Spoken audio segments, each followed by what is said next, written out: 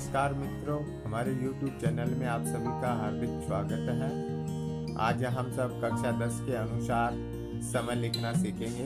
देखिए मित्रों, जैसा कि आप देख पा रहे हो, आपको दिखाई दे रहा है कक्षा 10 समय लेखनम। कक्षा 10 के पाठ्यक्रम के अंदर समय लेखनम एक टॉपिक है जो कि 3 नंबर का आता है और बहुत ही महत्वपूर्ण होता है। ये देखिए, हम घड़ी के जो अलग अलग प्रकार हैं, वर्तमान समय में आप देखते हो कि जब विद्यार्थी घड़ी खरीदते हैं तो वो कई डिजाइन से आती है। इस घड़ी के अंदर आप देख पा रहे हो कि ये जो घड़ी है, इसके अंदर 1 से और 12 तक की संख्या लिखी हुई है। ये हमें घंटे और मिनट और तीसरा सेकंड, तीनों का हमें बोध करवाते हैं। जब सबसे छोटी सुई जो होती है वो हमें घंटे का बोध करवाती है। उसके बाद उससे जो बड़ी होती है ये हमें मिनट का बोध करवाती है। और एक एरो और होता है, वो मैंने यहाँ प्रदर्शित नहीं किया है, वो हमें सेकंड का बोध करवाता है। मित्रों, जब छोटी सुई 1, 2, 3, 4, 5, 6 इनके ऊपर किसी के भी ऊपर जब होती है तो वो हमें घंटे का बोध करवाती है।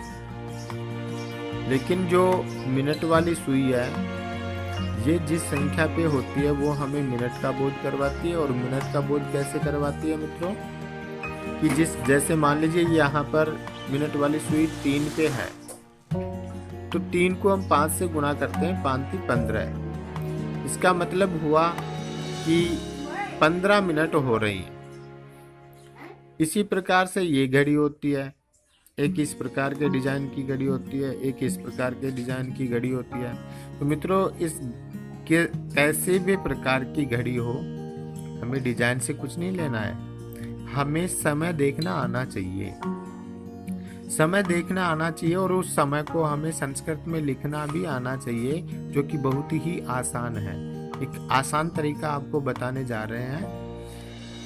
देखिए, कक्षा 10 के पाठ्यक्रम के अनुसार समय लिखना जो है वो ज्यादातर तरीके से 4 प्रकार से पूछा जाता है।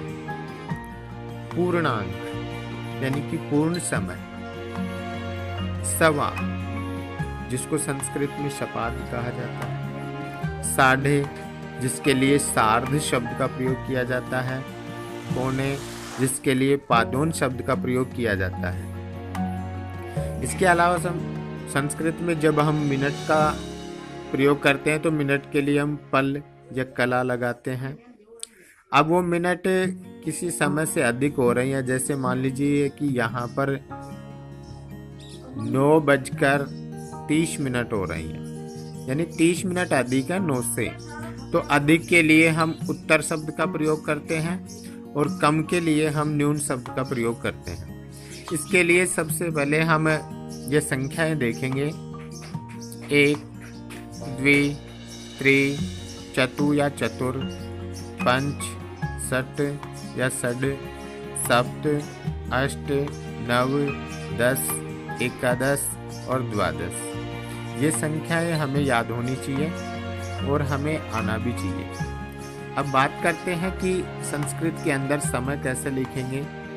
तो संस्कृत में समय 2 प्रकार से लिखा जाता है। एक तो आप देख रहे हो कि ये वाक्य है। इस वाक्य के अंदर हमें ये समय बताना है कि कितना समय हो रहा है। इस समय को लिखने का तरीका अलग होता है और एक ये समय आपको दिखाई दे रहा है, इस समय को लिखने का अलग तरीका होता है। इसके लिए हम नीचे देखेंगे एक बार। यहाँ देखिए 2 शब्द आपको दिखाई दे रहे हैं, एक है वादनम और एक है वादने। जब हम वाक्य के अंदर समय लिखते हैं तो उस समय हम बजे के लिए वादने शब्द का प्रयोग करते हैं। लेकिन जब केवल हम इस प्रकार से समय लिखते हैं तो उसके लिए वादनम का प्रयोग करते हैं। आइए अब अपन देखते हैं और समय लिखना सीखते हैं। जैसे कि आप ये यहाँ पर दिखाई दे रहा है आपको इस घड़ी के अंदर आपको छोटी सुई जो है वो 5 के ऊपर दिखाई दे रही है और बड़ी सुई आपको 3 पे दिखाई दे रही है। इसका मतलब है कि 5:15 हो रही है। मित्रों यहाँ पर भी थोड़ा ध्यान से देखिएगा कि जब ये जो घड़ी होती है, इस घड़ी की सुई यानी 5:15, हम सीधी सी भाषा में 5:15 को 5:15 बोलते हैं। तो 5:15 का जो समय ये हो रहा है, इसमें घंटे की जो सुई होती है ये भी 5 से थोड़ा आगे निकल करके होती है। 6:30 जब होंगे तो ये 5 और 6 के बीच में रहेगी। 6:45 जब होते हैं तो ये यहाँ पर यानी 6 से थोड़ा सा नीचे रहेंगे।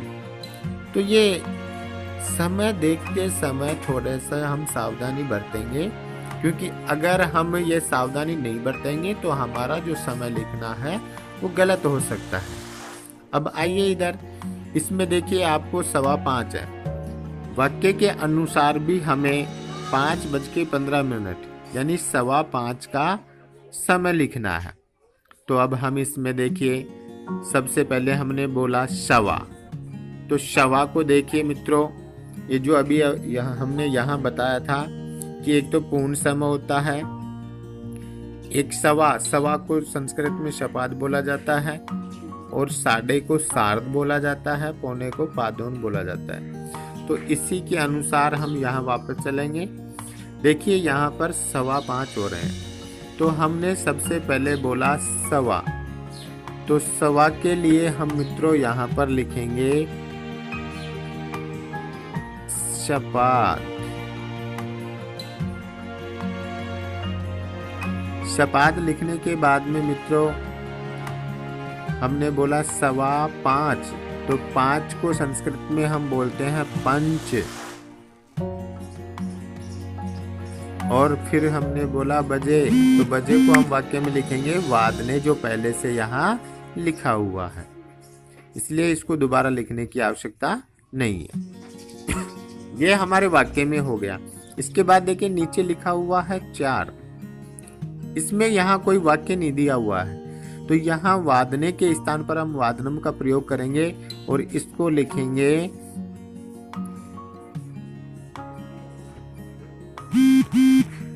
चतुर्वादनम।